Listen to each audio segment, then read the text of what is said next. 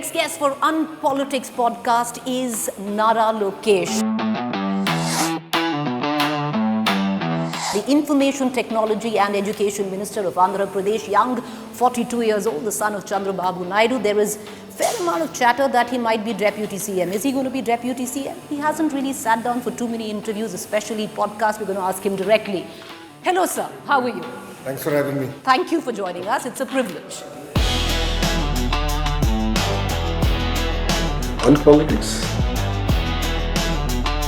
Did you choose to be a politician, or was it something because you're the only, offspring of your parents that you had to take it forward? The matter of fact remains is that we have the right Prime Minister at the right time for our nation. So you're saying for next 5 years we can quit talking about Nara Lokesh being the next Deputy CM of the state? Absolutely. There was a movement when my wife asked me, even after all this was when Mr. Naidu was in jail, she asked me, even after all this, do you want to be in politics? I had tears when Mr. Naidu was arrested. I had tears when I saw him in Rajahmundry jail. In filmy style, Nara Lokesh is enough to take on Jagan Mohan Reddy. Bring it on. That is filmy.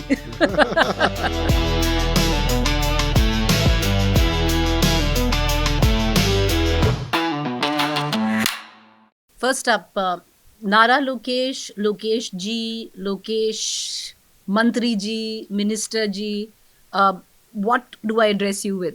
All of the above. All of the above, one by one. I prefer Lokesh. You prefer Lokesh. Okay, we'll go with Lokesh. So Lokesh, I can get into very many flowery introductions, but let's avoid that. Introduce yourself to our listeners and viewers. Well, I'm Nara Lokesh. I'm 42 years old. I am the HRD, IT, Electronics and Real-Time Governance Minister of Andhra Pradesh. This is the second time I'm a minister in Mr. Naidu's cabinet. I'm also a Stanford MBA. That was good to run business. I did a Padi Yatra, which I learnt a lot from. And I'm now a full-time politician. Okay. I want to begin with Lokesh. It must be a privilege to grow up in the shadows of NTR, Chandrababu Naidu. But it's no mean feat because it could be overpowering. So how was it just growing up? I mean, it comes with great responsibility, the great expectations on you. So your ability to manage that is going to be very, very critical. Was it intimidating? Not at all. I enjoyed it. You did? But it was always fun where I would jump across the wall and run to do cheeky stuff and the bodyguards would run behind me. So we did all that stuff. And I had an amazing childhood, an eventful one. And, I managed to find my own ways through things. Lokesh, up in the north, there is a bit of, do you know who my father is syndrome. Does it happen here as well? Not at all. Not at all. So there was no chip on your shoulder that well, I think I'm in my 6th standard and my father is the chief minister of the state. Well, I was in my 8th standard when Mr. Naidu became the chief minister. Okay, so. But I think the only thing that transformed in my life was actually having bodyguards. But up until then, I was born after NTR became chief minister, my grandfather. Literally a month after he became chief minister. So for us, losing power was not new or winning an election was not new. So we saw the highest highs and the lowest lows. That you have. So that your family it does has. ground us. And being in politics for now over 4 decades really helps that grounding experience. You're kidding me. There was absolutely no heirs when you were young. Or you're giving yourself too much credit. No, Thoda to hoga. No, a little bit. No, my teachers were very tough on me. They were tough on you. So when my friends were naughty, I got the most beating. Wow. They tried to make an example out of me to all my friends. But I grew up in a very grounded environment and I would like to thank my mother for it. She played a very important role in my upbringing because my dad was never home. He was busy in politics. Around. Never around. So it was all my mom. So she deserves all the credit for who I am today. Do you have any memories of your father when you were growing up? Because the virtue of not having him around so much, I'm sure you valued it more. Now, usually that's the perception, when you don't see your father or one parent too much at home. I remember taking only one vacation in the first 16, 17 years of my life with my father. You're kidding me. Yeah, so he was never around. I mean, he would leave at 4:35 in the morning because my grandfather was an early riser. And he would come home at about 11, 12 in the night. That was, well after I would sleep. So all I remember is one vacation, and one time I really pissed him off. Where I think one tight slap he gave me, and that's all I remember. He was the one not to spare the rod. Well, he was never around, Around. so I think from my mom I used to get beating every day, but that's a different story. I was a naughty child, but I only remember these two experiences up until my 17, 18 years of my age. Wow, you're kidding me. So your father was completely invested in politics. You hardly ever saw him. He still is. He still is. Yeah, you're He right. still is. I think 75 years. he's 75 years. He has more than now close to 5 decades in politics, and he's married to his people. I mean, he really works hard for them day in, day out. Tell me, what do you get that slap for? Do you remember what you did? I do remember it very well. I said that I was not feeling well, and I didn't go to school. And during lunch, when he came back for lunch at home, I was happily running around, and he got really pissed and said, "This is not the boy that you should be, and you should never lie." One tight slap. Was there love as well? Always. Always. He's a very affectionate father. No second thought about it. That's nice, because very few men are affectionate. He is. Popular perception of Mr. Naidu is he's very strict. He doesn't laugh. What do you call him, Mr. Naidu or Papa? What is it? Well, if you look at it, home and office are one and the same. So office is at one level, the house is at a different level. But in office, he's boss. At home, he's my father. So I call him Nana. So it depends what floor you're on. Absolutely. And very strict boundaries. And very strict boundaries. Very strict boundaries. So personal matters don't come to office. Office matters never go home. And he was an affectionate man as a child, as when you were a child. Oh, very affectionate. And he's a very jovial person. But the biggest imprint, I would think, when you've been, at least with what I gather right now, is it was your mother. Absolutely. Because she nurtured you, and you're a lot with what she put into you. Absolutely. And she sacrificed all the way for me, and motivating me to go to the US for my undergrad, and every summer trying to search for an internship, to guiding me all the way through to working in the US, and then pushing me to actually go to Stanford for my MBA.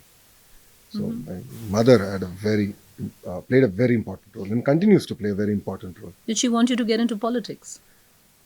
At home, it was like, what do you want Because to she do? knew politics. But she was born and brought up in into, politics. yeah, exactly. She was born into the movie industry. Yes. But then, of course, she married a politician. And so she's seen both worlds. She always kept me away from the movie industry. She said, no movies for you. So that was a no. So that was a clear no. Why? She said no. I don't know. Did you want to? No. Never. When your mom says no, I took it as a strict no. I never questioned You her. never questioned that. And I know she was always very clear that let's do whatever you want other than that. So we have a family business which is quite big and thriving. So I always had that opportunity, and which I did. I worked in the family business for 5 years, and then I made the switch to politics, and ever since that I've been a full-time politician. What was your memory of your grandfather? Because he was around for a while. Yes, Really. absolutely. So- Amazing memories. Because every birthday he would like us to meet with him, spend some time with him. And the way he would show love and affection is to overfeed his grandchildren. So that's one thing I remember very well. The second Overfeed thing, his grandchildren. overfeed his grandchildren. And the other thing was, I remember, That's the thing. Most, I think, Indian grandparents, the way of showing affection is feed them. clearly overfeeding. I think feeding is one level and overfeeding is at the next level. And Telugu people know about NTR, and his appetite for good food was amazing in that sense. But I also remember that as a chief minister, we said, it was a Sunday and we were all there, about 10 of us, the grandchildren, and we were all like bugging him, saying, take us out, take us out. So as a chief minister, he drove us from Abbots to Gandipet. And back then, of course, roads were not this big. In his big Packard car, and there was a junction where he had to go left or right. He said, which direction is his home? There. So half of us said left, half of us said right, and he actually crashed the car in the middle. So I remember that so well. So we had amazing experiences with my grandfather. Have you picked up your love for cars and driving from him? Absolutely. That comes from NTR. I do get that from NTR. You do get that from So him. I love to drive. I don't get much time. Do you drive nowadays? Not at all. Unfortunately, Oh, what I a don't. pity. Driving is quite a stress buster, no? It is. But today if I step out, it's a lot more complex, and the people running. You're not doing an NTR on the people here. No. I try to take my son for long drives, Yeah. but he prefers to stay at home, and he enjoys me reading a book or two to him. But Brahmani and I do spend time. We like to go on long drives. Well, that's And that's nice. a great way to. I believe when you were a kid, or I don't know, maybe not just a kid, but when you were growing up, you actually engineered a car. Is that Absolutely. true? Yes, I did. You did, huh? I still have it. You still have that I car? still have it, and it was. You named the car as well. Yes, I did. What's the name? Beleza. Why Beleza? I don't know. It just struck like it was a well-rounded name, and I said it's it's about beauty, and also I said this is beauty for me, and I named it Beleza. And you actually engineered the car. Of course, I took the engine from Uh-huh. a two-wheeler, but then I did the chassis with the wheels, the welding, and all that. I had people help me. I learned a lot in the whole process. So I spent good 2 years on it. Just Before building it. Just building it before I went off to the US for my undergrad. Oh, wow. Because, there's love for cars and then there's love for cars. And this Yeah. is bordering wanting to be an automobile engineer. Yes, I did go through that. You did? Yes, then I realized it's too difficult. I said, forget it. you Computer go- science is a lot easier. Were AI you- is a lot easier. Were you a good student? Well, not up till 10th grade. My love for cricket, my love for food was larger than my love for studies. But I think 11th and 12th grade in India, and especially in Andhra Pradesh, is very grounding. That's when I think you're in a pressure cooker to perform. And then after that, life changed. Then I went to Carnegie Mellon, did my undergrad. Then I worked at the World Bank for 2 years. Then went on to But- Stanford. But Carnegie Mellon undergrad, Stanford graduation, you worked at the World Bank, I think in between the two, right? Yes. And then you went to do your master's Yes, with I did. Stanford. The A list of where education is concerned, but then to come back to it all. Was there a moment, or you already, because sometimes you just know that you're predestined. You just know that this is your destiny, whether you want to choose it or not. Did you choose to be a politician, or was it something because you're the only, offspring of your parents that you had to take it forward? Now, for me, it all fell Was into. this already, given to you? No, it all fell into place. I think this was in the year 2004 end or 2005. This was when Mr. Naidu lost as chief minister. And then I went to a marriage with him, and there were 5,000 people. And when he entered the room, How old were you? back then I was 21 So 21. and 2021. So I just walked in with him into that room, and I saw 5,000 people just stand up with respect. And that's when I felt, no other field gives you, the power to do good and earn respect of people. Is that And what you that's when- crave? Respect. Absolutely.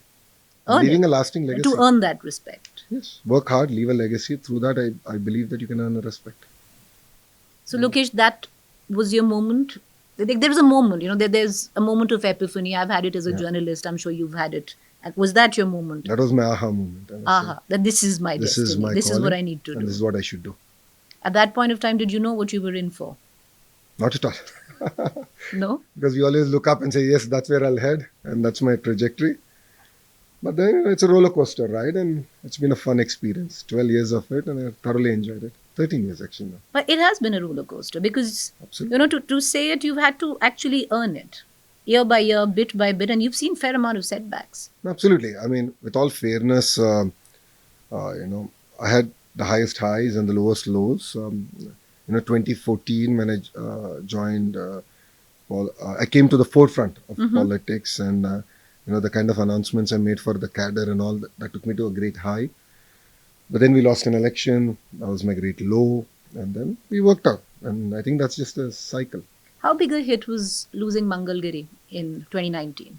Well, the first day I was upset, disappointed in myself, definitely in the people of Mangalgiri. But, that defeat created a sense of fire in A me. very small margin.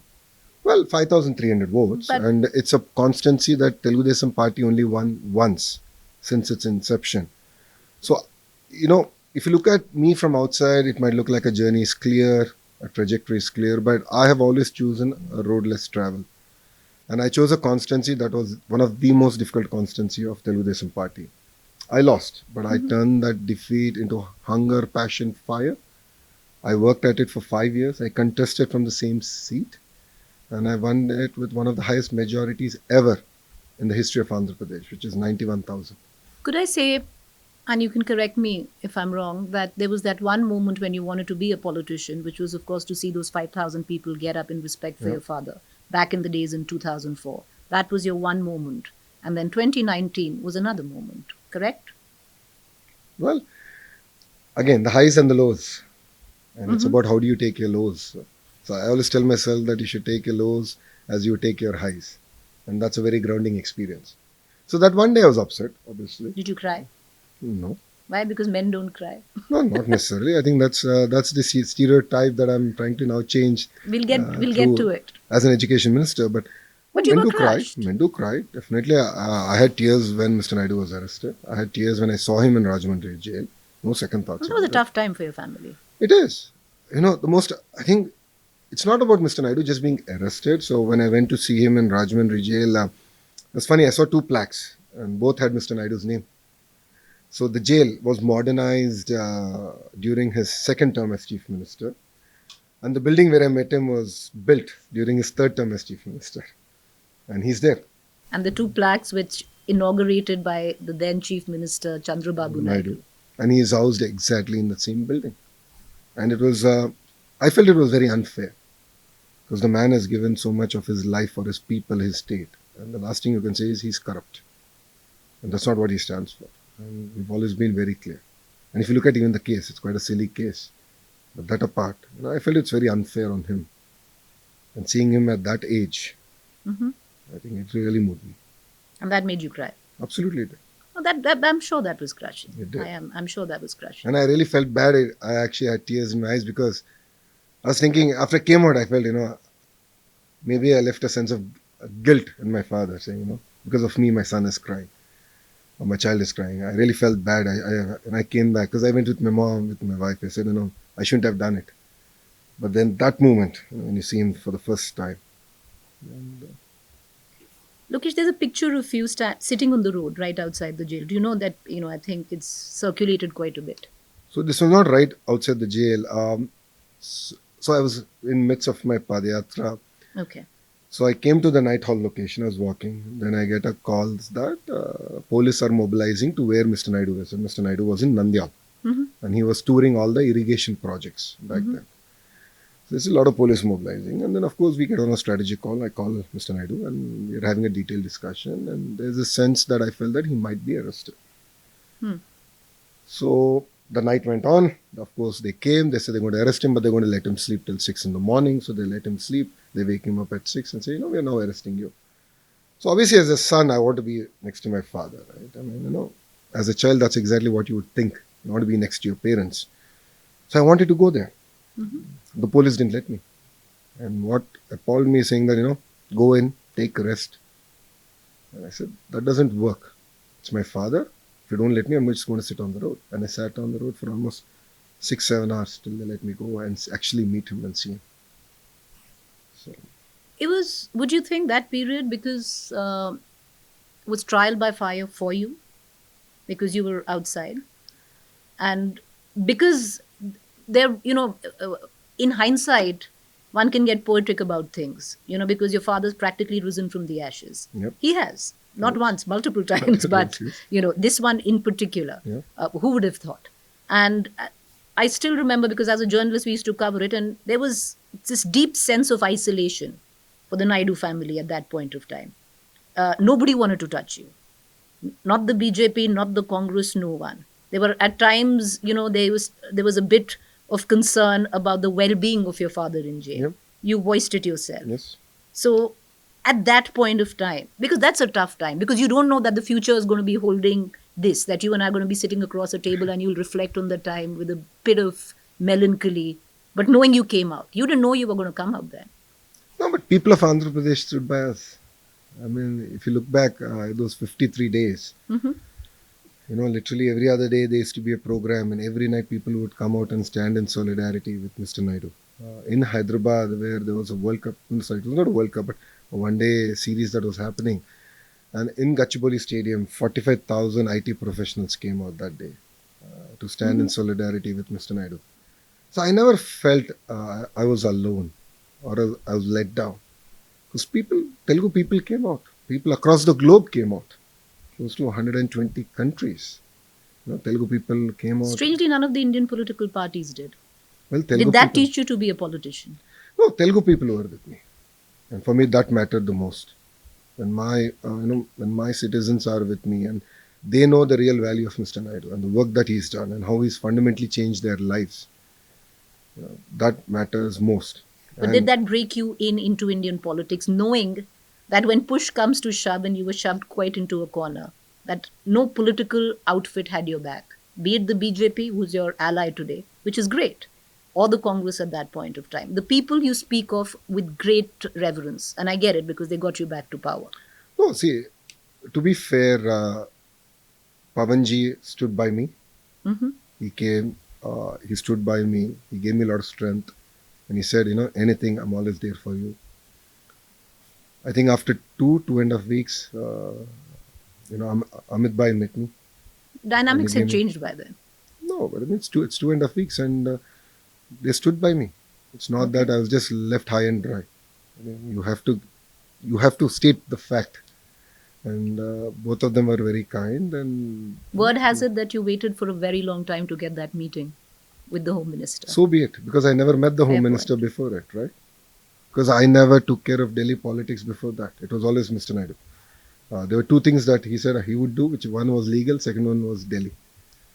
So that was my entry or foray into understanding Delhi. That's exactly what I asked you. Did that break you into politics? Not politics, into Delhi. Into Delhi, okay. Because by then I did... into the ways of... No, I've understood Delhi better, and that... How does Delhi work? Make me understand.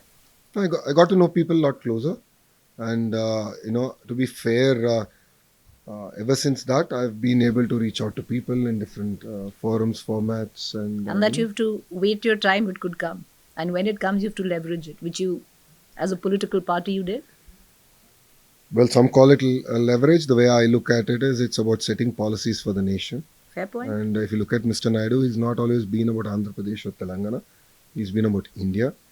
And in that process, Andhra Pradesh benefited. Absolutely. We had the first mover advantage. But we have never, ever blackmailed, or we have never held a government to ransom. We've never done that.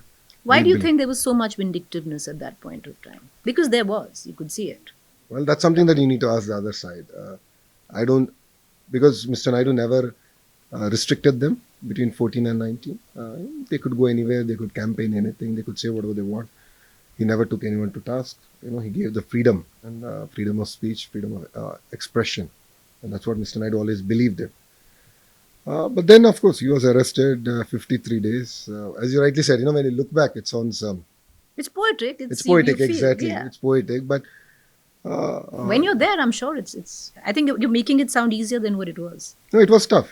No second thoughts about it. There was a movement when my wife asked me, even after all this was when Mr. Naidu was in jail, she asked me, even after all this, do you want to be in politics? We've lived a life of great respect. Wherever we go, people respect us. But, look at him, he's in jail. Is this worth it? And that very night, the gratitude concert happened. And there were 45,000 people there. And we watched it on TV. And she realized that it's all worth it. So, again, politics has its highest highs and the lows are extremely low. But again, you should take it. And you should fight it out. Do you think you've inherited that from your father? The destiny, political destiny. See, usually, do you believe in destiny? Do you believe in karma? Do you believe in a higher being? Do you believe in all of that? Or are you a man of science? No, I do believe that there's a greater force guiding us. No second thoughts about it. But at the same time, I believe that you need to work hard. There is no shortcut to anything. And you need to stand by what you believe in. It can be the road less traveled, right? But you need to travel on that road. You need to walk that path. And that's what defines you as a person. And that's exactly what I've done in my career, in my life. So those 53 days is when you grew up a little? You can say that? Yes, or... I think it's... I always believed, I always knew what I stand for, who I am. And I knew that I always had a fighting spirit. So in my Padi Yatra, the first 30 days also, if you recall, my stool was pulled under me. They didn't allow me to even hold a mic. It was quite difficult. I had to fight my way every day. So I knew I had it in me, I can fight. I'm not scared. But I think that Mr. Naidu's detention for 53 days, I think, showed that fire and my courage to people of Andhra Pradesh. And then you followed it up with the Padi Yatra. Of course, nothing stops me.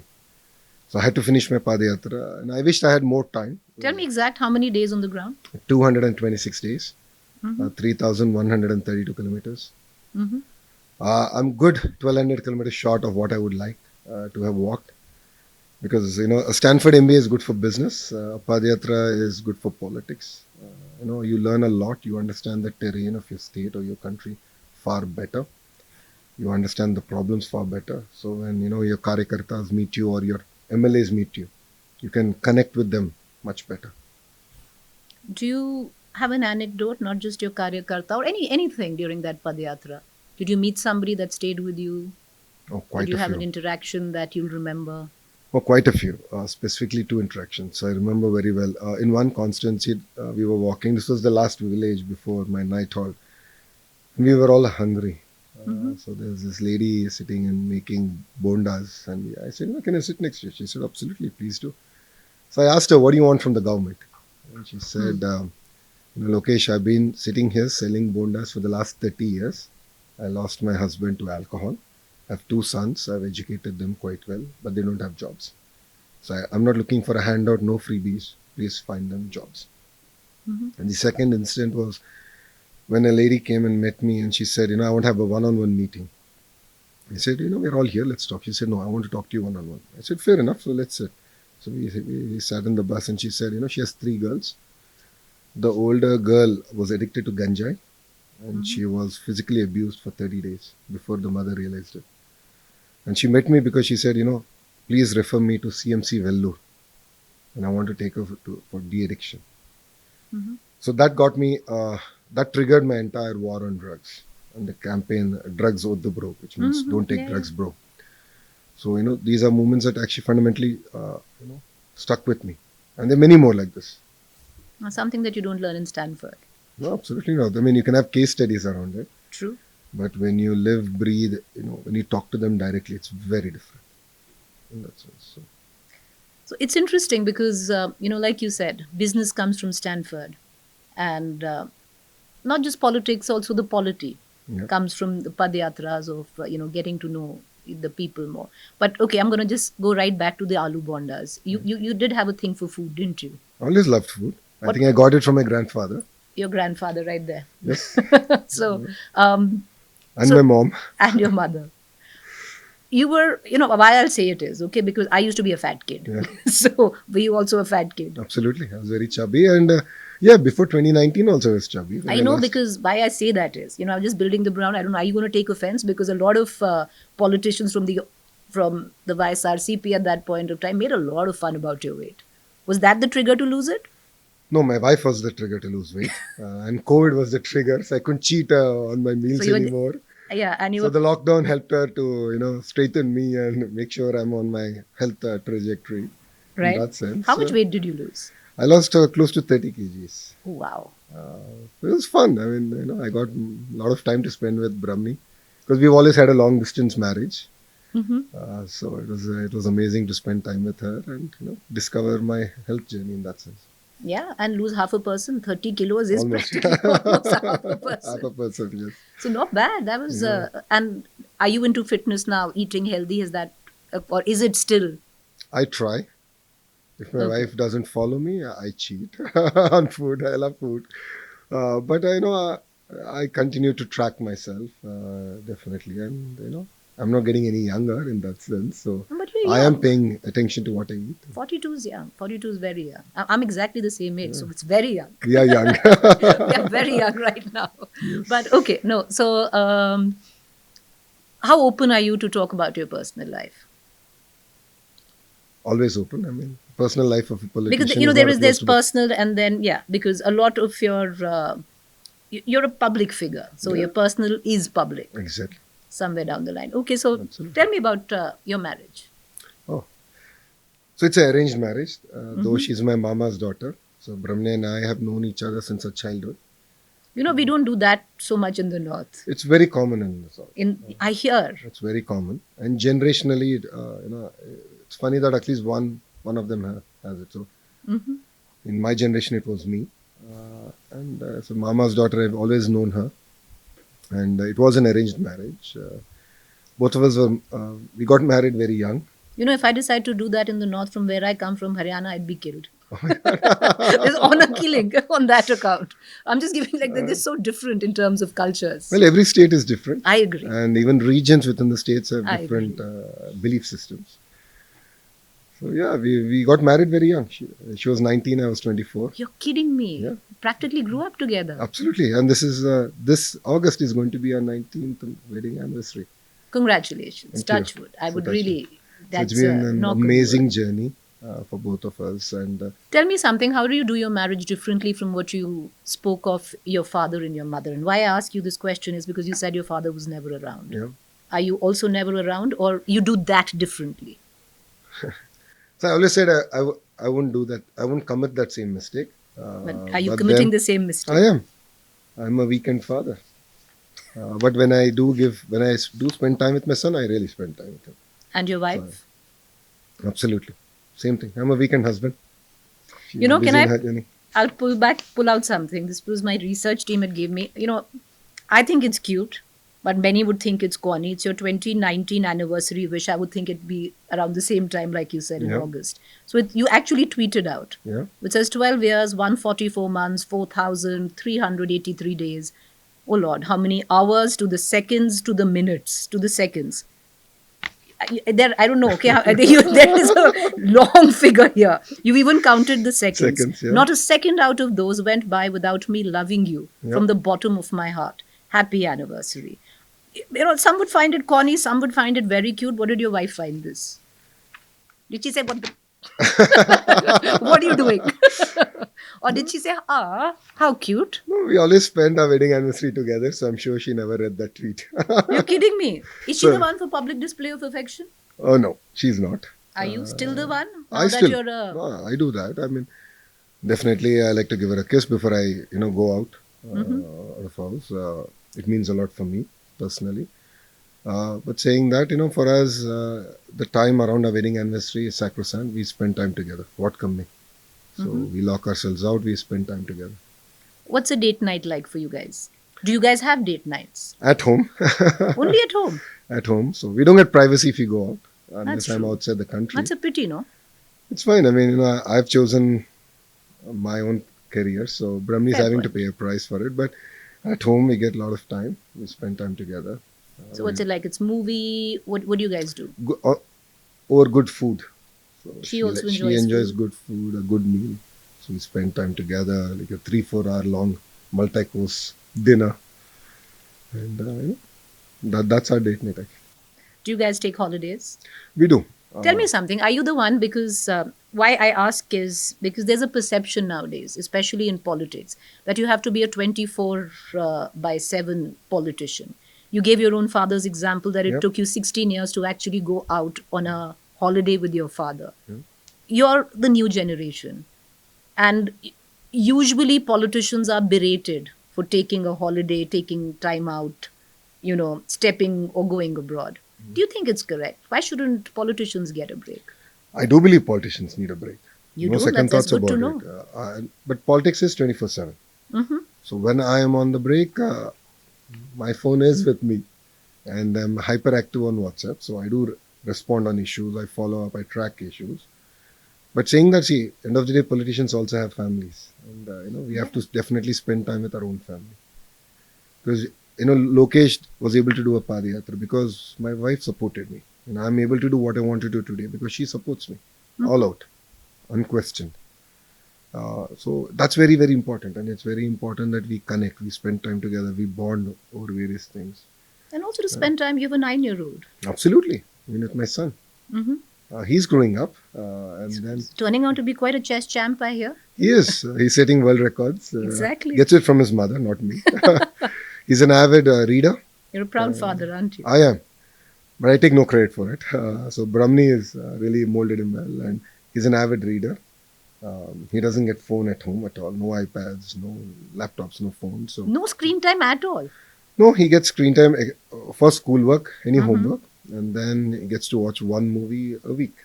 and that's it. No screen time apart from that. So he loves to read books. He Nice. finishes a book. Given a chance, he will finish a book a day. But then the doctor said, "Okay, slow down, boy. You're gonna have it's not easy on your eyes." So he pretty much completes one book a week, Mhm. which I can't do. What's the parenting style? Okay, so what is it? 30-70? 70% your wife, 30% you?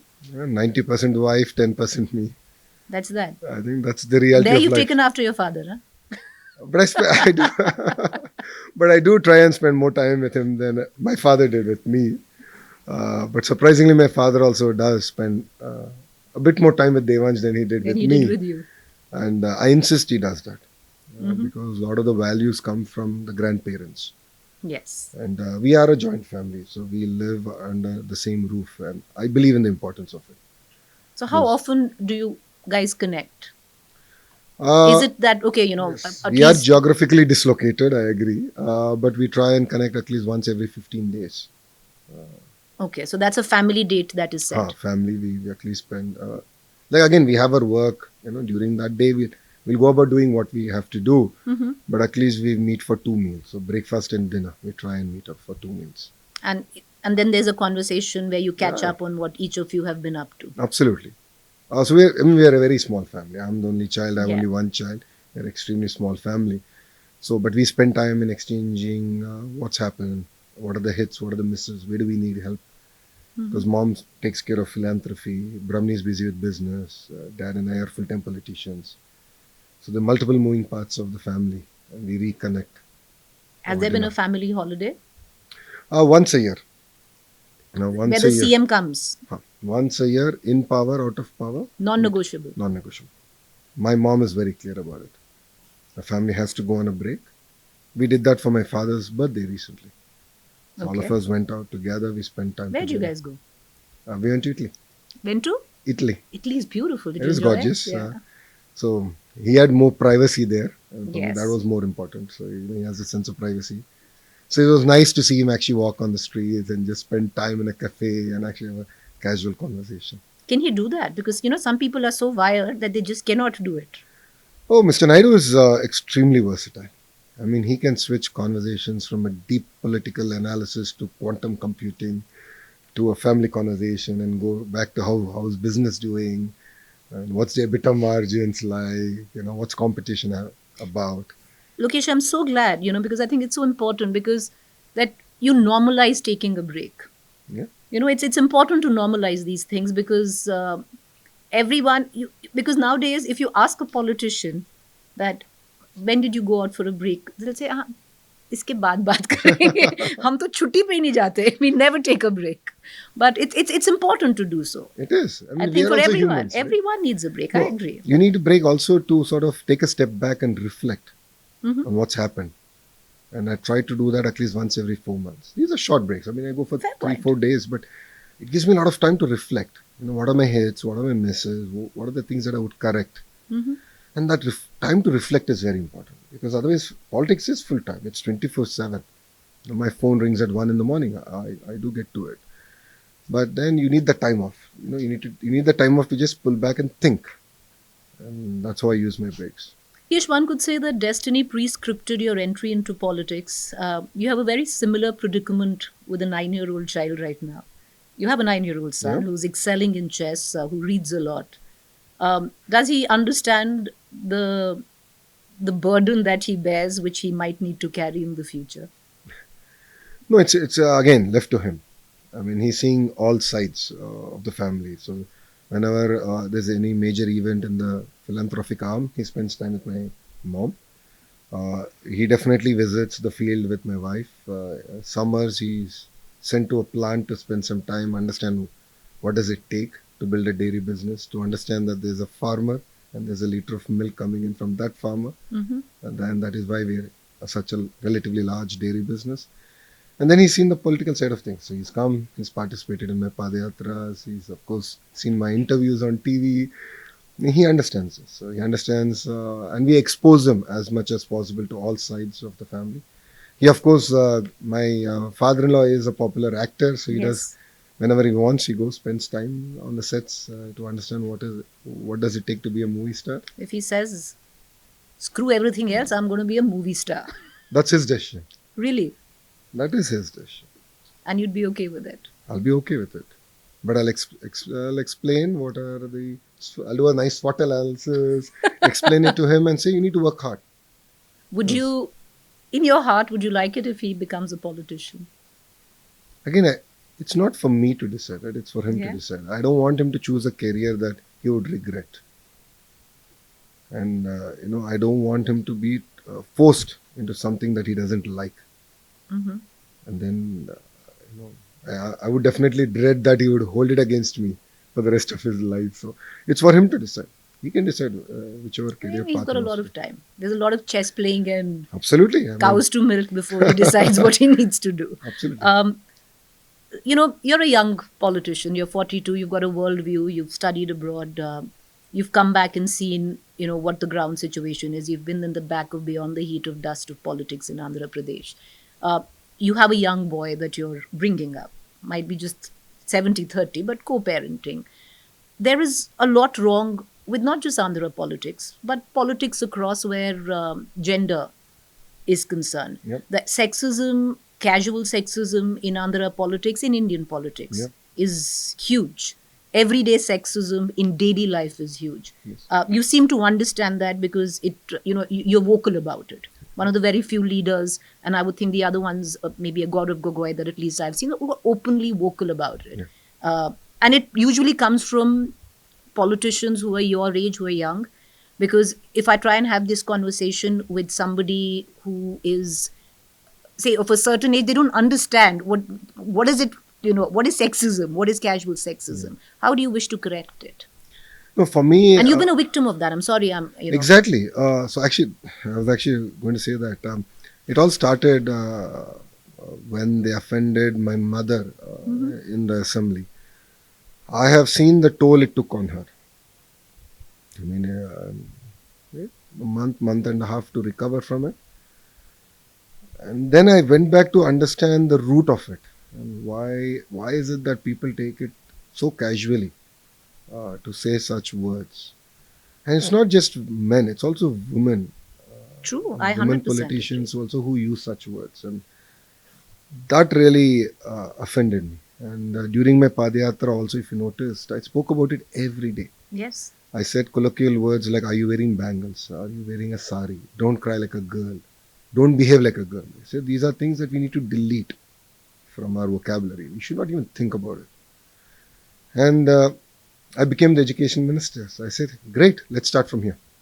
So if you look at it, first and second grade textbooks, they are pictures of household work, and they're all of women doing it. We've changed it. We made it 50-50. I'm so glad. And I think it all starts with education. It all starts with primary education. And yesterday also we did this mega parent-teacher meeting, and I spoke about it there. Mm-hmm. And I said that, if you want to see that change in society, that change should start at home. And that's very, very important. And this is something that as a party we stand by, and personally it's important for me. And I also believe that, Indian movies also have to transform themselves and not use such colloquial words and that, look down upon women. So for me, I think that is very important. And historically, if you've seen anywhere where women are respected, that's when society really emerges. And that's a developed society or economy. It's not just about money. How do you, that's superb. And it's, I am really glad, and I think I speak for a lot of women in this country, that you're bringing it in and weaving it into the education, especially primary education. But explain that dichotomy. Because at home, your wife takes care of most of the stuff, which is including you, including the bringing up of your son. Yeah. So where it is household works, do you contribute? Absolutely. You do. Absolutely. Wherever possible, I help. And see, when we were married, and we were in the US, we would spend 50-50. Laundry, household chores. It's split. Absolutely. It used to be split at least. Used to be a split. You do know your wife's going to be watching this broadcast. Absolutely, so I'm sure she will. If it's not split, then... It is split. She knows it. And even today, if there's any work to do, I believe it's our responsibility and we should do it. Why should we hesitate? Fair point. So your son is actually watching a holistic household come together where, work is split not on the basis of gender, but See, it's not just about work, right? It's about how men and women respect each other at home. yeah. The language that's used. So the child sees that. So Yeah. if the child is, coming up in a house where women are verbally abused, they would feel that, okay, this is the norm. Mhm. So in our house, it's very clear. So Devansh understands both sides quite well. And he understands the importance of respecting women. I wish you more power, especially as an education minister, to push this point through. Because you're right, it stems from education. It does. And you will see substantive change in the next 5 years. Because we are talking about it. The chief minister is talking about it. Our deputy chief minister is talking about it. I want something we're to, very with all passionate this about. serious and emotional conversation, I want to switch to something fun. And your deputy CM is a lot of fun. Is he? He is an amazing person. Really? Is he as eccentric as he looks to be? No, he comes from a place of deep thought. He's not as eccentric. No. No. No, Is absolutely he not. funny? He is. You can have an amazing conversations with him. And I've had many. When you do something good, he does appreciate you. And when he disagrees with you, he does tell you, maybe you should do this way. He gives you a lot of feedback. What was the last time he disagreed with you? With me, not yet. You just said he disagrees with you. Not with me. Then, okay, what has he disagreed with no, your on- father? No, on various policy matters, he would have his opinion. He says maybe we should look at it differently. Which policy does he want to do differently? Well, that is Chattama's role. So I can't bring those out here. Okay. But he Fair has his point. way of expressing things that he won't like. Or we should probably look at things a bit differently. And he does express it. Has he converted you into a full Sanatani yet? Well, see, I'm a Hindu. I'm a proud Hindu. Mm-hmm. And at the same time, I respect other religions also. No, fair point. As Did he simple make as you? that. Did he make you go to Kumbh with your entire family and take the dip? Was it Not him? at all. That Not was at them. That's what you wanted to See, it is not about someone telling you to do it. It should come from your heart. do. Mm-hmm. And you should like to do it. That's something personal for me. Fair I point. wanted to do it. I wanted to go with my family.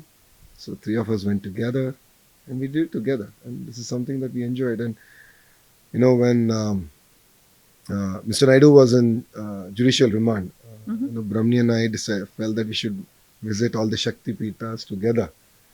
So that's personal for us, right? Fair So point. no one tells you to do it. No, We fair do it point. because it's from bottom of my heart. So tell us something about Mr. Pawan Kalyan and his way of functioning. I'm just doing it from the virtue of because everything about Pawan Kalyan goes viral. I want it in this podcast. So tell us something. No, he's an amazing individual. Uh-huh. He has a lot of thought. Give me an A lot anecdote. of depth.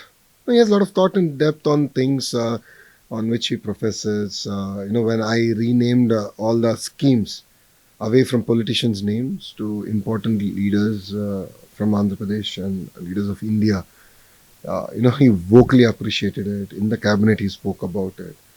So he's a man with a lot of passion to do good. It's there in his heart. And he brings it out. Does he bring that whole the aura of films and an actor into his form of governance? See, Telugu Desam Party was founded by a film star. Yes. So, Andhra has seen that journey of a film star governing the state. So definitely it brings his passion and his energy to governance. Let me also address, we're talking about the Deputy Chief Minister, the elephant in the room. Do you know what I'm going to ask you? Well, you should ask. Huh? You know. Well, that seems to be the flavor of the season. Which is? The Deputy Chief Minister. Yes. Yeah. Are you on your way to being one? Absolutely not. Not at all. Not at Why all. is I've that? never aspired. Nobody's fact- asking whether you've aspired No, or in not. fact, Do they I- want to make you the Deputy Chief Minister? I don't even see the need. Because I'm able to accomplish what I want to accomplish by being a minister in Mr. Naidu's cabinet and being a faithful Karyakarta of Telugu Desam Party. I'm able to do what I want to, what I believe I should do and how I should contribute to the state. Are you saying Deputy Chief Ministers are ineffectual? Not at all. So then why not? I don't see a need. When I'm able to deliver what I want to deliver in my current portfolio and in my, as a minister, so I don't see a need for elevation. Why is beyond there this. so much chatter around it though? And chatter is chatter. So there's been no internal chatter. Absolutely Has not. anyone spoken to you about it? Absolutely not. Your father? The conversation never came up. With your father? Absolutely not. With your team? No. They don't want you to be deputy CM, your team. It's just been 13 months since the government has been formed, since I became the Minister for Education and IT. There's so much more that I need to do in my own portfolios. Another 13 months then? There's no need. At least for the next 5 years, I don't see any promotion required for me. I'll happily go about doing what I need to do. So you're saying for next 5 years, we can quit talking about Nara Lokesh being the next deputy CM of the state? Absolutely. So you're cutting the chatter right here. Absolutely. I want to put a full stop to that chatter. You want to put a full stop to that chatter. Yes. Okay. Fine. We've put a full stop. So do you understand that there's a lot of comparison? Okay, we'll come to that later. Let me ask you this question. You watch Bollywood? Not as much as I would like to, But do you enjoy it? yes, I do. Of course, I enjoy movies. I just don't get enough of time to watch it. You do enjoy it though. Do you have a favorite? Favorite? An actor? Of course, Amitabh Ji. Amitabh Ji, no new age actor. I like everyone, so I watch everyone's movies. I'm not fixed on one actor in that sense. Let me ask you a double-edged question. What do you make of Nepo kids? Both in films and politics. See, again, it's like me commenting about myself from different lens, right? From the outside world. There's a lot of depth to every individual, and we always look at the few who might distort the norm. But there's so many more people actually working hard to really set a legacy, and in some cases even continue a legacy. So it's very unfair that it's held against them. And so there's this whole talk that a politician's child should not be a politician. Then my question to them is then the case should be that the IAS officer's child should not aspire to be an IAS officer, or a doctor's child should not aspire to be a doctor. But then if they can do it, then why not a politician? And it's simple, right? The doors do open for being a child, but a son or a daughter. But at the same time, it's the people who decide whether you can sit in that room or not. That's true. In 2019, they decided that, oh boy, work five more years, work hard, show us what you can do. And then with a resounding mandate, they sent me to the house. Okay, so you don't watch much Bollywood. Do you watch Hollywood? Not much. So how do you unwind? What do you do in the end of the day? Do you listen to music? Spend time with my wife. Spend time in the gym. That's my way to unwind. That's your way to unwind. Yes. Do you read? No, I'm a very bad reader. I keep joking. I keep telling my team that I have attention deficit disorder. Any brief more than three pages, I'm like, no, it's not going to work. So let's keep it to maximum 3 pages so I can understand the subject much better. So no music also? Not much. OTT? Do you stream? Do you binge watch? Yes. What All are you of us streaming do. now? Right now, I've... good question, actually. Last movie I watched... but be truthful. Last movie I watched was F1. F1? F1, the Okay. movie. That was amazing. Okay. That was good. And last night I watched Top Gun again. But that's it. Top Gun TV again? shows, nothing that I'm on right now. Nothing that you're on right now. Okay. I want to, just draw a comparison and correct me if I'm wrong, which I have a feeling which you will. But do you see any similarities between you and Rahul Gandhi?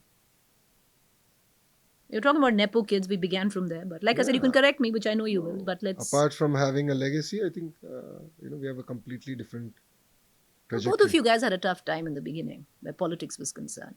All of us did. It's not just about Rahul Ji or Lokesh. Everyone did. Ram had his own challenges. Udayanithi had his own challenges. Every politician True. has their own challenges. So you don't see any similarity with him at all? Absolutely not. No? We have our own different ways. Okay, tell me what you his respect. party is Do a you national respect party. anything about him? Because you've gone on record to say that he ripped off, I think, the direct cash transfer scheme that he was suggesting at one point of time for the youth. So, you said that was yours to begin with. In 2009, I did propose the DBT.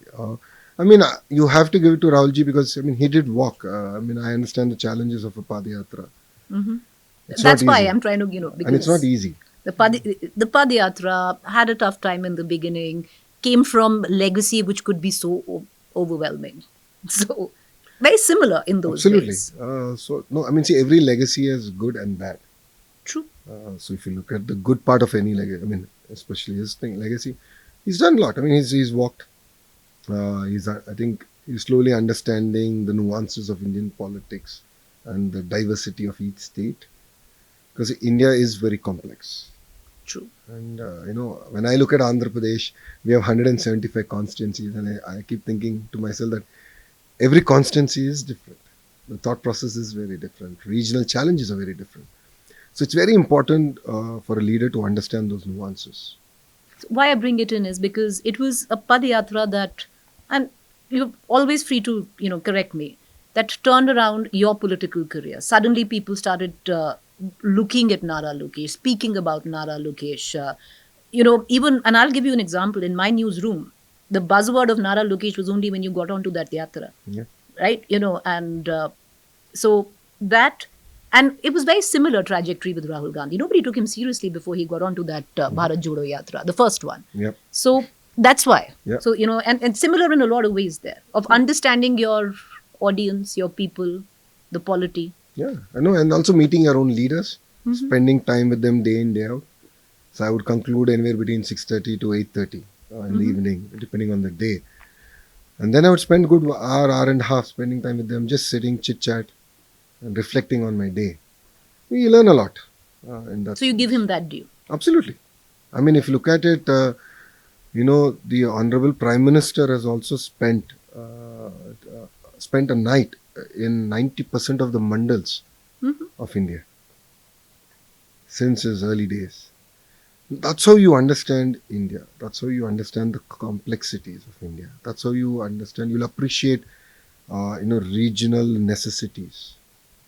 And that's very important for a politician. Do you feel the need to bring the Prime Minister when I ask you about Rahul Gandhi? Allegiance has to be... Not at all. I'm just stating a fact, which is that, you learn things from different leaders. And, when I spent time with Honorable Prime Minister, that's one thing that really amazed me.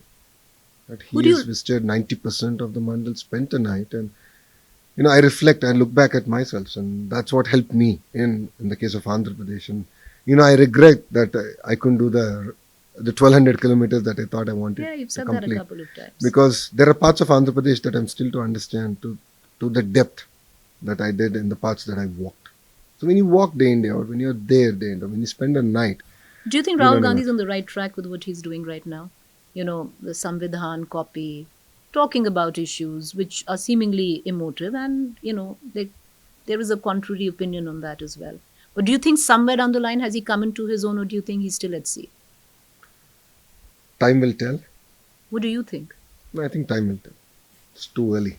It's too early? It's too early. When do you think time is going to tell? Everyone's guessing. Your guess is as good as mine. But see, politics is about consistency. And it's about when you believe in something, your ability to see it through. And that's very important. And again, I do agree that all of us need time off, but politics is 24/7. You have to be available for your karyakartas. You have to be available for your leaders. You're saying he's not? He's not spending enough of time, is what I hear. Again, this is hearsay. I don't know him. I've never met him. You've never met him? I've never met him. So it will be very unfair for me to pass a judgment. Fair point. Yeah. Who do you look up to? I've read quite often that you speak very fondly of Vajpayee ji. Of course, yeah. Who else do you look up to? And, why Vajpayee? Internationally, Lee Kuan Yew is a politician. I just adore. In India, if you look at Vajpayee ji's generation, it's definitely Vajpayee ji. And the reason is the purity of his love and the unconditional way, he would embrace policies, implement them. Even if he's getting flack from his alliance partners, if he believed in something, he would actually see it through. And the greatness in Vajpayee ji, I remember so well. Mr. Naidu didn't agree with Vajpayee ji on his choice of president of India. And Vajpayee ji had the magnanimity to see, understand the viewpoint of Naidu and the greater interest of India, and actually agree with him. It's not easy for a prime minister to agree with the viewpoint of a chief minister. He did, and there were many instances like this, where policies were created for the nation. If you look at all the major policies, the true transformation of India's economy happened because of the policies that came in during the tenure of Vajpayee. You'll say I'm putting you in a spot, but would you wish to compare the Vajpayee era of coalition, because your father was a part of that, and by default now you're also a part of, with your father, of a new coalition within the NDA and under Prime Minister Modi, See, end of the day, leaders will have their own means, and their own styles. own styles, no second thoughts about it, but the ends are the same. What's the style of Mr. Modi? Honestly, As an ally, I'm just asking you if as you an asked ally. me this question about the Honorable Prime Minister pre-24, I would have had a very different opinion, because again, it would have been hearsay, because this is what I heard, is what I would say. But I'm lucky that I got to know the Honorable Prime Minister personally, and he was also very kind to spend time, and his ability to connect across subjects and the depth that he has on each subject simply amazes me. His ability to understand the regional tastes and foods, the varietals of Andhra Pradesh, amazed me in that sense. And when we would when I gave feedback on 2-3 things, and he would remember. He would come back, and he would say, you told me that day this like this, and you delivered on this. So it simply amazes me how he's able to keep a track of so many things. Correct me if I'm wrong, again, that the alliance with Mr. Vajpayee, and I'm just inferring it from with what you've just said, at that point of time was more affectionate, the alliance that your father had, and now seems a little more transactional. Absolutely not. Why? I've just seen the bromance between Modi ji and Mr. Naidu.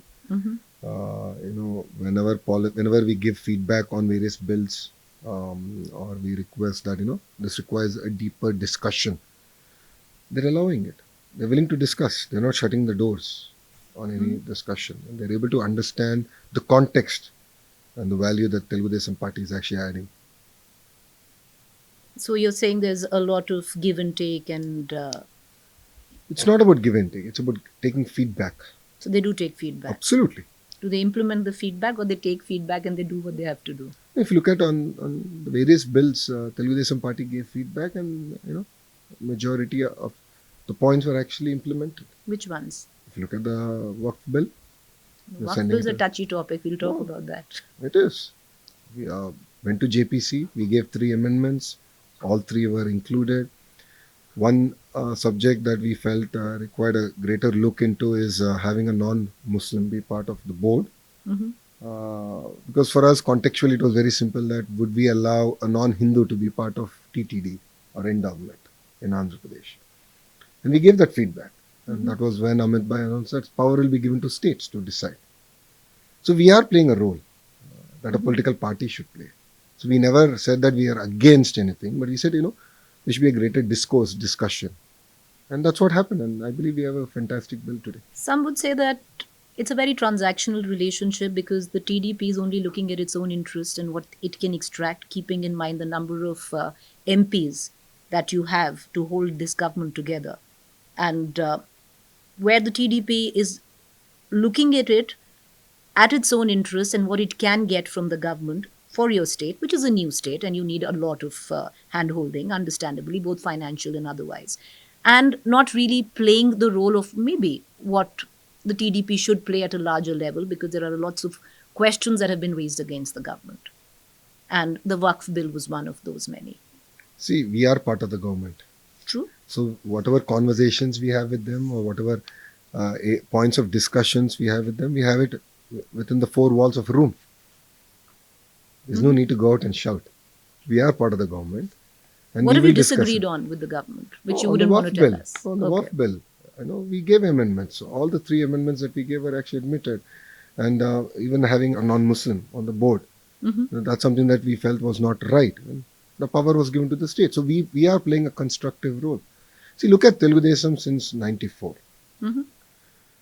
We've always played an important role in national politics. And we've always played in the interest of the nation.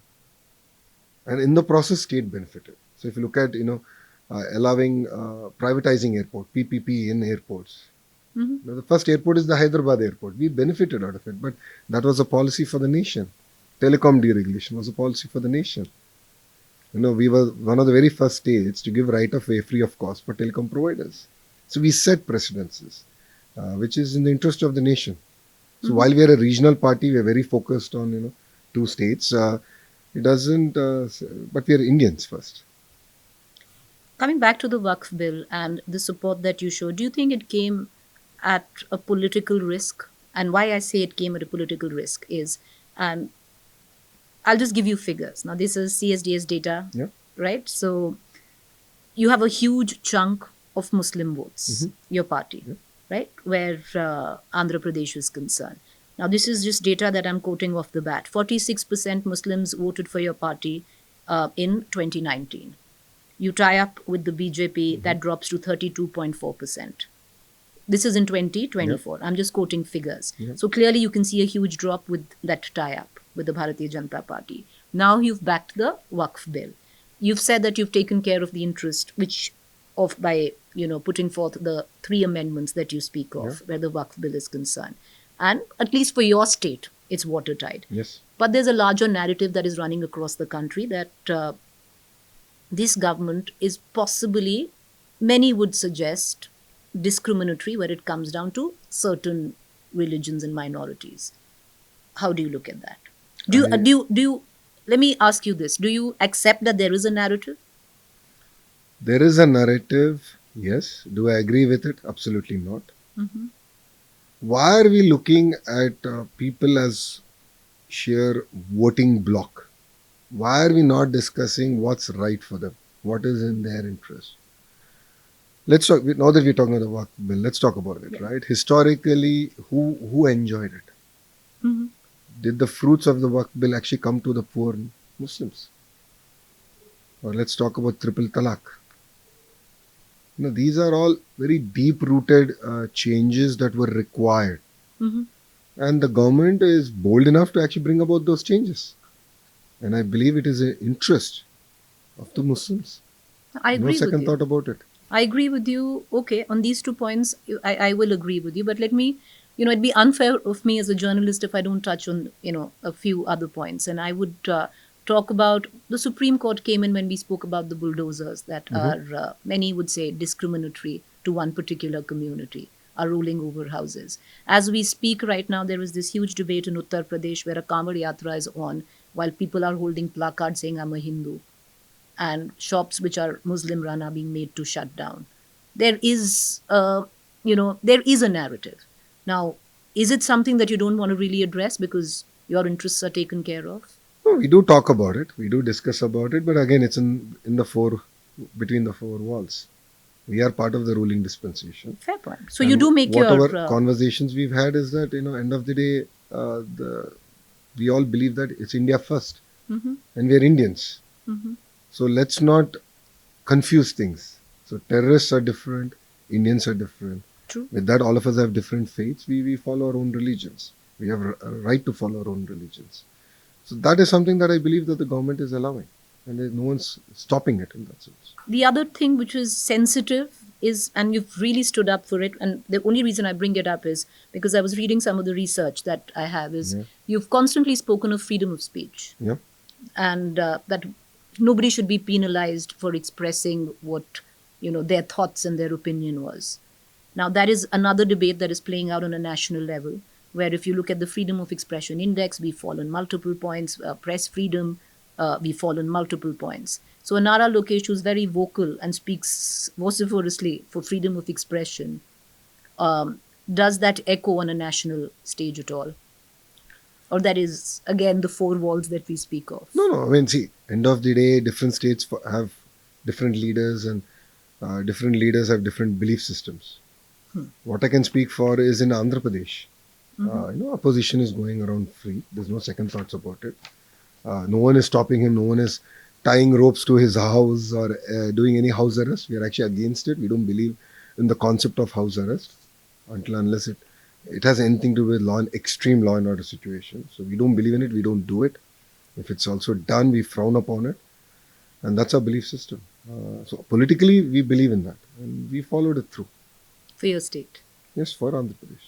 See, please keep in mind that Telugu Desam party is a regional party. Got it. We are not a national party. Got it. So this conversation ends here. I'm just stating a fact. I agree with your fact. I don't believe that I agree. anyone should. You are a explain. regional party. I am a regional You're a party. part of a larger alliance which supports a government in the center. Absolutely. And the day you decide to step back, that government's in trouble. Why would I? Why would we? I'm not asking. I'm just saying. I'm stating facts. Absolutely. You said you're a regional party. I say you're supporting the government in the center. The matter of fact remains is that we have the right Prime Minister at the right time for our nation. And this is something that even Mr. Naidu has explained, made it very clear. And we have supported him. And You've we will spoken very continue to. fondly of Mr. Modi. You have. Absolutely, Multiple I have. times. Multiple times. And you do. There's a sense of affection that you have. I can see that every Absolutely, time. I do. I do admire the Prime Minister. See, end of the day, every leader has his own styles. And we can sit here and talk about their weaknesses. But let's once look at their strengths. Fair point. Appreciate what they're doing for a nation. Look at the India's standing at the global level in terms of the respect that Indians today get globally. And look at the kind of work that we are now able to do. A lot of money is getting poured into research, next generation technologies. Look at the kind of startups that are now emerging out of India. No, and defense, I'll give various you an other example. sectors. I agree with you because I think the Prime Minister has been very excited about AI, which is, just your piece of Absolutely. cake. No, the Prime Minister is really excited about quantum computing. Yes. And Andhra Pradesh will be getting its first quantum computer next year, and that will be the first one in South Asia. That's super. And we are going to support the quantum mission. From there, we go all the way to yoga. There's so much that's happening. No, I get it. and And I'm I going to think- come back to AI and quantum computing, but you speak of regional issues and you speak of that, you've not done what your predecessor did, right? And you're different. Your form of governance is different. Absolutely. But the kind of, with what you claimed was that vindictiveness that you were shown at that particular time, Yeah. there is deep, I don't know if it's resentment or whatever that might be, political, but what was political is now also personal with Jagan. Do you agree? Not at all. There's nothing personal, I have nothing. despite of what you say he did to you and your family. I've seen many Jagans. It's nothing new. I've seen his father. I've seen various other chief ministers in Andhra Pradesh. Different leaders have different styles. Why should I resent him? He did what he did, and he paid a price for it, and he'll continue to pay a price. People are not willing to accept him. So just because he did it doesn't mean I'm going to follow the same path. I don't believe in it. So it's only political. There is zero personal Absolutely. Just look at it. Look at grouse. Telugu Desam Party's performance in the last 13 months. When one of her Karyakarta spoke out of line against Jagan's wife, a case was established and we sent him to jail. We didn't even hesitate. We didn't even blink an eye. Whilst today, even now, their leaders continue to verbally abuse our women legislatures. Recently, an incident happened where one of their ex-MLA spoke vocally against a woman legislature, spoke about her character. So people are seeing this. That's why they went from 151 seats to 11. There is a reason for it, and he'll continue to pay the price for it.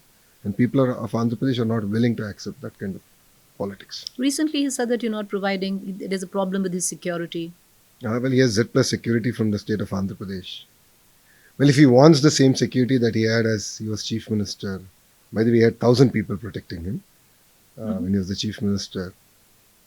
He can't get it. He's an MLA right now. He's not even leader of opposition. So he gets Z plus security because he's a former chief minister. He gets a bulletproof car from the state. He has close to, I think, 15 people with him, policemen with him full time. Can I ask you a question? Is this fight political? You're saying there's nothing personal, but it is a political battle. It is. Is this political battle between Chandrababu Naidu and Jagan Mohan Reddy, or is it now with Nara Lokesh and Jagan Mohan Reddy? Well, I'll fight on what I've delivered for the state, the kind of impact that I've created, and I'll fight on the subject. So it's not your father. You're fighting him now. I believe so. So it's not Jagan Mohan Reddy versus What's the Chandrababu comparison? Naidu. I mean, how can It's you a huge compare? comparison. How can you compare Mr. Naidu and Jagan? What is the contribution of Mr. Naidu to the nation and to the state? What has Jagan done in the last 5 years? He's brought disrespect for the nation. I'll give you one example of it. Cancelling the power purchase agreement. One decision. These were agreements where price was discovered through reverse tendering. It was discovered, it was there, and it was all by law. It was clearly there. And these projects were funded by soft banks of the world, sovereign funds. And he reneged on it. And the issue went up to the Prime Minister's office. It got a disrespect for the nation. I knew many examples like that. So, I mean, there's no comparison between the two leaders, by no means. So, in filmy style, Nara Lokesh is enough to take on Jagan Mohan Reddy. Bring it on. That is filmy. Okay, let me get into a little bit. What are your views where it comes down to the NEP, the National, Education Policy? There is so much that has been spoken of your neighboring state, Telangana, Tamil Nadu, name it. Well, the NEP policy is actually good. We've implemented it and we are in the process of implementing it. It's not bound to any state and states can decide it. The whole discussion is about languages and it's very unfortunate that languages are being pitted against each other. And I'll tell you why. When I met Dharmendra Pradhanji, the whole discussion was about local language and the importance of mother tongue in schools. And Dharmendra Pradhanji went on to say that actually, it's Mr. Naidu or Mr. Modi ji actually learned. They went to school and the medium of education was their mother tongue. And look at the kind of impact that they're able to do. So he understands the importance of it as a minister. India understands the importance of mother tongue. But at the same time, Hindi is our national language. No, it's not. It is. I've learned Hindi. It's not a national language. It is our national language and we should take it forward. Okay, Why should we not? I mean, my question here is that why should we not learn Hindi? Why should we just say that we should? Why are we pitting Tamil against Hindi? Telugu against Hindi? Okay, let me ask you this way. I'll tell you what the issue is, and it comes down to this. Should Hindi be the linked language in this country? Yes or no? Absolutely. Yes? Yes. Because that's what the other South parties disagree with you. Well, the Telugu Desam party stands for... Because for them, it's English should be the linked language, not Hindi. See, English already is the linked language. No second thoughts about it. But at the same time, there's nothing wrong in our kids learning Hindi. Why are we so scared about it? In fact, we should learn more languages. If you look at it, Mr. Naidu has been talking about, some of our kids have to actually learn Japanese, German, because there are opportunities out there. So we should truly be a global citizen. So, okay with Hindi being a linked language? Absolutely. Okay. What's the views of your political party on delimitation? I don't understand what's the issue right now. I'm just asking.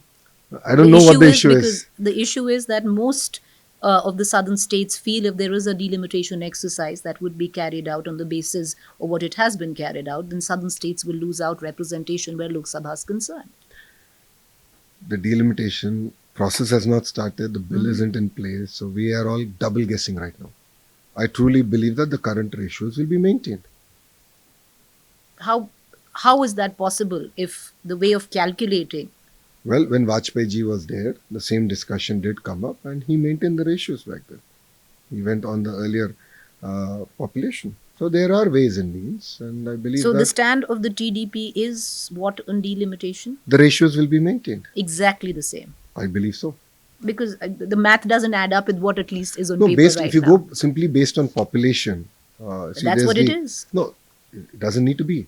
When Vajpayee ji did the delimitation exercise, he didn't go based on that population. No? He went based on...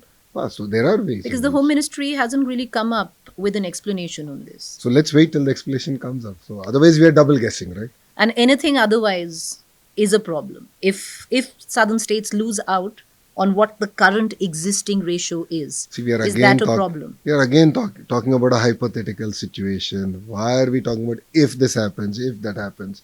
My point is it won't happen. Oh, your point that it won't happen. I believe that. Okay. One nation, one election. Well, you shouldn't. Yours happens. Exactly. So Andhra Pradesh has Andhra one nation, Pradesh one really election. doesn't. But yes, I believe Sarpanch too, the member of parliament elections should happen at the same time. Okay. It definitely because makes it a lot easier. Uniform civil code. In the process of getting implemented, right? Some states Are you have for started. it? No, I think it requires broader consultation within the state. It does. In Andhra Pradesh, we believe we need to talk. In Andhra Pradesh, no, you don't need to talk in Andhra Pradesh. You need to talk to your ally in the center. So, is that what the conversation is going to be about? No, we will talk. I mean, it's not just about uniform civil code. It's various other policies that we will discuss. It's important that we talk. Okay, let's. You had a meeting with Ashwini Vaishnav and you appealed that the center should set up a center of excellence in AI for education Yes. because you're the education minister and that you want in your state. Correct. What are you looking at? Because it's exciting. No, I believe And now that, let's talk about quantum computing. Yes, of course. No, see, if you look at it, to be fair, our education system did get us here. But I don't believe it is enough to get us to the next level. It definitely got India to being a $4 trillion economy. But if you want to be a $30 trillion economy, I believe that there is a need to leapfrog and grow substantively. And that's where education is going to play a very, very important role. And that's one thing that I believe in. And, we have to explore new frontiers. We can't just sit back and say, oh, that country did it, this country did it. So AI is one. Quantum is the next frontier that I believe that India can conquer. And that education will play a very important role in that. So exposing our kids to AI, also talking about, how to use it better. How can you gamify learning? How can you change kids from being passive learners to active learners? I think these are things that really excite me. And the intersection of AI in delivering that is going to be really exciting. The Prime Minister in February had, the common passion that you share with the Prime Minister, what we spoke of earlier. He'd spoken of developing a larger language of our own. Now, somebody who studied AI and who's so, intensively looking at implementing it in your own state, how is it possible to maybe not better, but even par something like a DeepSeek and a ChatGPT?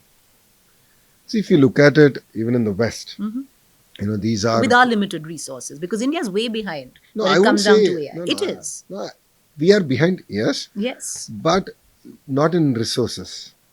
So if you look at it, right, ChatGPT or various other platforms are funded by the private sector and they've really taken off. So India is going to discover its own ways and we have our own, if you look at the Dravidian languages, our manuscripts, we have quite a few of them and there's a lot to learn and discover. So I think there's a lot of work that needs to now go in. But then it has to be led by the private sector, supported, of course, by the government. And I think this is going to be very important for us. You talk of developing a data city in Visakhapatnam. And how do it excited you? Suddenly you're smiling with everything. So, a data city in Visakhapatnam, how do you propose to do it? There's Hyderabad, there's Bangalore, there's Gurgaon. How are you looking at it? Yours is a new state. You need so much else that you need to put in place. Yeah. First up, but a capital. we have something that they don't have. Which is? Chandrababu Naidu. The chief minister opens up amazing doors. And today we are delivering on the speed of doing business. If you look at the policies that we have taken, the decisions that we've taken in cabinet are path-breaking. No other state even ventured to take such decisions. We have taken it. We are attracting investments to the state. We are working aggressively to bring in those investments. So let me shift from your education portfolio because you talk about bringing in investments to your IT portfolio, and that is to give land for what, 99 paisa? Yes. The invitation of that. Absolutely. How does that pan out? How does that work? It worked out really well. We closed TCS, we closed Cognizant. A few other are on their way. Next cabinet meetings you'll hear about them. So a lot of work has been done. And if one asset that the state has, which it can favorably give, is land. And if I'm giving it to the top 100 IT companies in India and across the globe, and in the process create the kind of jobs that I want to create, and that will fundamentally transform the economic landscape of Visakhapatnam and Andhra Pradesh. We've done similar work in Hyderabad. That's how ISB came about. Yeah. So Mr. Naidu said, don't ask money, but I can give you land. Whatever Maharashtra is offering, I'll give you plus 1 acre. ISB came and look at what the kind of ecosystem that it's created. So you're taking a leaf out of your father's old playbook, and Mr. Modi's, he did that in Gujarat. Absolutely. That's how Tata Motors came to Gujarat. True. Or 1 rupee. So I'm discounting by 1 paise, 99 paise. And you need bold decisions if you want to really break. No, you're pushing it because, there was this whole talk of, your father being in touch with Elon Musk where Tesla was concerned. So you're trying to do you're hustling. We have to. Yeah, it's a new state. You have to hustle. Exactly. We are late movers and we have a late mover advantage and we will push hard. If you look at domestic investments, we've attracted investments across sectors. We're going to get one of India's largest steel plant, the ArcelorMittal plant in south of Visakhapatnam. So work is on. So various other projects, things are moving extremely fast. And our agenda is very clear. How fast are we moving on Amravati as capital? 3 years, the core capital will actually be done. 3 years? Is that 3 years? We promised to the Honorable Prime Minister. Yeah. So we will deliver it. You will deliver it in that amount. So last 2 questions. What's your vision for because you laid the Deputy CM ship, at least for this term, to rest. So you're going to keep your portfolios. Will you add another 1 or 2 or it's going to stay? I have my hands full. You have your hands full. I have my hands full. So what's the vision? What are you looking ahead? No, I want, in HRD, I'm looking forward to my kids, performing across sectors, acing every academic performance possible. And, I'm really looking forward to delivering on my promise on bringing about gender equality. That's good. And this 5 years is going to be very focused on learning outcomes. And how's is your way of governance any which way different than your father's? I mean, he's the chief minister, I'm a minister. So I have to be a lot more detailed oriented. And the good thing of working for Mr. Naidu is that he gives you amazing flexibility. And every minister gets. Now, the way you run your ministry and the way he runs, is it different? Your way of functioning, are they different? I mean, every leader is different from each other. What are you like? I have very clear goals that I want to achieve, and then I set about that goals and I go about delivering that. My journey is very clear. So what come may, I need to deliver this. No, that number being non-negotiable, let's work on everything else. You constantly harass your team? Borderline, yes. So they are borderline harassed? That's what I'm led to believe that's what they're feeling right now. But see, more than harassment, I inspire. You say it for yourself. I inspire. How do you know you inspire? Because if my team is willing to work with me, till 11, 12 in the night, and again accept my calls at 4, 5 in the morning. Say, you're the boss. Idea aa gaya, ye karenge. You're the boss. If you call, they will accept. Not necessary. Not necessary. They can choose to leave my ministry and join other ministries. But why would they do it? Why they won't do not? it for the next deputy chief minister of the state. No, why not? They want to be in his good books. No. They can. They have the right. But the conversations that we're having, like yesterday we did the parent-teacher meeting. I mean, this is something that all of us believed. Right. My entire team believed in, and we delivered on it. Are you a hard taskmaster? I am. I'm detail-oriented. I am a tough taskmaster. I set the agenda. Harassed. Do you cuss? I'm sorry? Do you cuss? No, not at all. Not at all? Not at all. What are you saying? Our final question was to swap cuss words in your language and mine. No, not at all. Which is PG-13. PG-13. Nahi hoga. Arey, PG-13. Mere se nahi hoga. So the point is, I believe in inspiring people, and there are positive ways to do it, right? Okay. And we've done it. I mean, we've the kind of transformation we've done in the education sector in the first 1 year, the kind of acts that we've come about, I think it's quite path-breaking. And I was able to do it because I was able to inspire my team in the right direction. And I believe every leader should do that. Nara Lokesh, I wish you well. Thank you. And, more power as you power ahead. I think of all that you've told me, you'll raise your eyebrows, but I'm most excited about the gender balance and, education on that. But thank you. It's been a privilege for having you. And do take the time out on a very happy anniversary in advance. Do take that holiday. Thank you. Appreciate it. Thank you, sir. Thank you for having me. Really No, it was a privilege. Thank you. It was an amazing so much. conversation. Thank you. I appreciate it.